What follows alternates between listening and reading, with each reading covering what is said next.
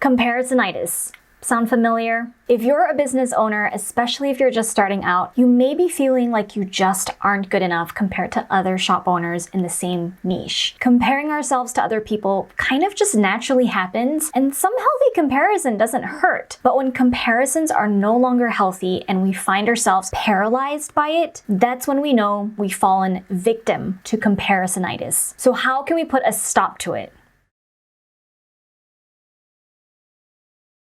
Hi, my name is May Pak, and I help makers, artists, and designers make a living selling their handmade products online. In today's video, I want to talk about something that a lot of us go through as business owners that can be a bit tricky to navigate sometimes, and that is comparisonitis. It's a made-up word that defines when you compare yourself to other people selling similar products, leaving you feeling inadequate and not good enough if your business isn't at the same level as theirs yet. If you're going through it right now, please know you are not alone and that there's nothing wrong with you, okay? Comparisonitis is fairly common, and I hope that watching this video will help you through it. So why do we compare? I've been thinking about that for a while, and I think it boils down to this. We've been told that in order to be relevant, to stay on top of things, and to stay competitive as business owners, we need to figure out what's trending and research our competitors and stay up to date with what they're doing and what new products they're making. For me personally, when I check out my competitors, I want to see what they're doing to maybe follow in their footsteps and kind of gain ideas and inspiration from their strategies. The intention, of course, is not to copy what they're doing at all or to use their content word for word, but rather to see how I can implement strategies that are working for them for my own business as well. For example, if they're doing really well on Facebook, then maybe my business will do well on Facebook too. But the downside to this is that it can become a really slippery slope for any of us to get on, because this can very quickly backfire on you. So when does that even happen? Well, when you start internalizing it and then feeling bad about yourself, you feel like everything you're doing isn't good enough. You start feeling like all of the hard work and effort you put into your business day in and day out just isn't paying off. You know, you're doing a bunch of marketing, but you wonder why nothing seems to work or why it's taking so long. You probably often ask yourself, why am I not there yet? Or what's the point? But that's just because you're comparing yourself to other people who are maybe 10 steps ahead of you, who are more established than you are at the moment. What really hurts even more is seeing someone who started at the same time as you, but they seem to be doing so much better than you right now. You may be viewing them as just simply more successful than you or better than you, which makes you wonder, what am I doing wrong? What's wrong with me? When there really isn't anything wrong with you at all. But those are the thoughts that make us feel really insecure about our business and our abilities, and that's what's truly damaging. So I wanted to share with you a little bit about one of my own experiences with this, of which I've had many, trust me, believe me. But when I started Creative Hive back around 2014, the space was already very competitive. There were so many other coaches and consultants and teachers and gurus out there, and other people were making more money than I was. Other people had larger Facebook groups and bigger email lists and more customers. And everyone was always talking about how they just had a 6-figure launch or a 5-figure, 24-hour, one-day sale. And that really discouraged me because no one knew who I was at the time. I couldn't even get people to retweet my posts on Twitter. And I remember a time when I was just lying in bed, feeling really bad about myself, thinking about how I didn't want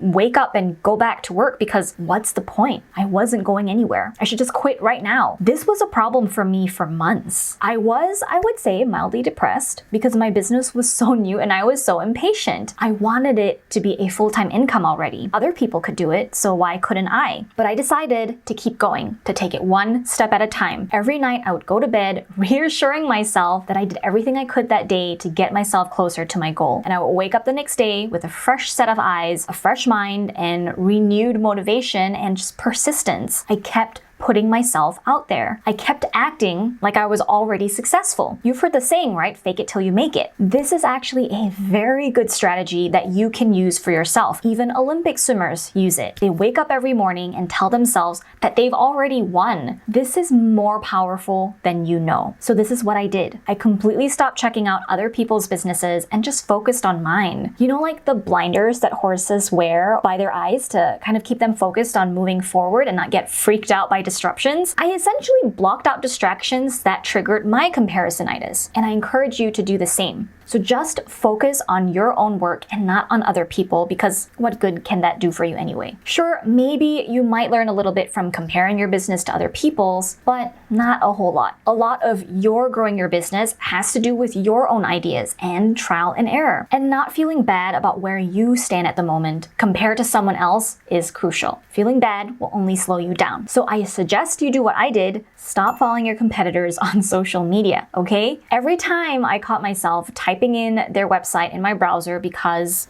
maybe I was curious that day, I would take a beat and start deleting what I was typing because I didn't even want to go to their website. I didn't want to fall back into the trap and mind tricks caused by comparisonitis. I want you to do the same. It is so important that if you are prone to comparisonitis and if you're prone to falling down this spiraling death trap of depression, that you protect yourself. Protect your heart, protect your mind, and your energy from any of that negativity. Because trust me, the moment you start to feel depressed about yourself and your business, you're dangerously close to giving up. And that's why so many businesses fail, because they didn't try for long enough. They didn't push past that mental barrier. And that would do both you and others a disservice. Whether you know it yet or not, what you have to offer is exactly what someone out there wants, needs, and is searching for. So the takeaway here is to just never give up and to not put yourself in that position to begin with where you feel like giving up. Now I just focus on me and how I can help you in my own unique way without trying to be like my competitors. I just keep working on my own marketing and have stopped doing all of this research. I've realized that you don't ever really know how much, or on the flip side, how little other shop owners put into their businesses. They may have worked around the clock for years to get where they are now. And you're over here at step 1, comparing yourself to their step 100. So that's not fair to you or to them, right? It's like you're comparing a baby's ability to walk to a grown-up's. Everyone starts out slow and wobbly, but with time and effort, we learn and we grow and we become more stable. Now, there are certainly business owners out there that got,